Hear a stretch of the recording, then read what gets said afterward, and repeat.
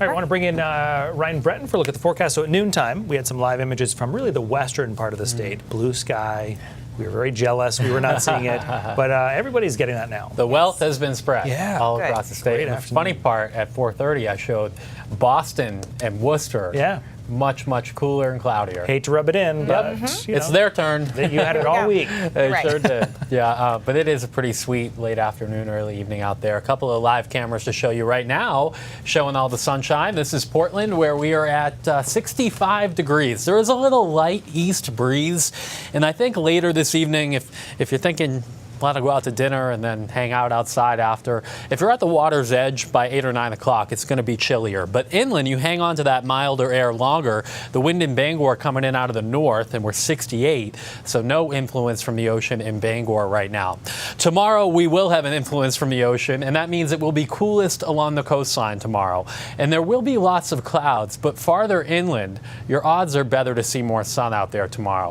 For Sunday, we'll have some fog early in the day and then periods of rain that end as a little snow up in the mountains, and that's going to be chilly for mid-April, early next week. So this is the system on the way for Sunday, producing severe weather out here from Minnesota back into Iowa. Dana was just telling me about some tornado warnings out that way, so there's a lot of juice with the system, and for us, it will translate to rain. We don't think there's thunder like we saw last night. Can't rule out a rumble, but it's going to be very different than that.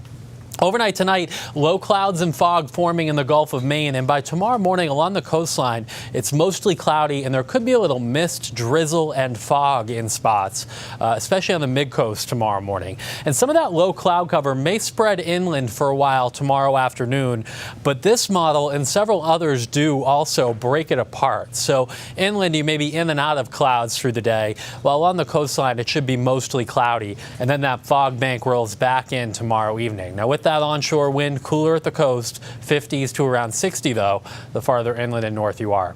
Low clouds spread back in tomorrow night, and there will be mist, drizzle, and fog first thing Sunday morning. That's ahead of this line of rain that develops during the late morning and midday. It looks pretty wet during the bulk of the time of the day when most people would want to try to get outside. There will be some downpours rolling through here during the afternoon.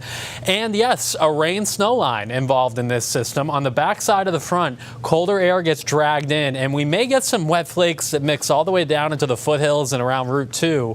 Best chance for any accumulation would be with elevation, though. You can see Rangeley and Greenville still above freezing until the precipitation ends. Looks like we get a good dose of rain. Many spots a half an inch, could be locally higher amounts, perhaps up to an inch. And then as for the snowfall, you really have to get up in elevation for a wet inch or two, but there may be some flakes that mix in even outside of the mountains late in the day on Sunday. And then, as you can imagine, if there's a changeover to some wet snow, that means the air mass coming in is chilly, and it will be on the chilly side for early April, both Monday and Tuesday next week. There could actually be some upslope flurries and snow showers in the mountains on Monday. And then Monday night, high pressure approaches, so it is going to be a cold night. We'll have low temperatures Tuesday morning in the 20s, afternoon highs that only make it back into the 40s on Tuesday afternoon. Tomorrow sees about 2 to 4 feet. There's the east wind. That's what's going to keep the coastline cooler and make it difficult to break apart the clouds along the coastline too. Middle of next week, it looks fairly quiet. There may be a disturbance coming through either Wednesday or Thursday with a chance for a shower. It doesn't look super cold, but it doesn't look super warm either, kind of around the average for this time of the year. Wednesday, Thursday, Friday as we see it now. Okay. Well, we'll go searching for the warm. Yeah, somewhere. See if I can find it by 5 o'clock. Still looking. Maybe May. Yeah. All right, Ryan, thank you.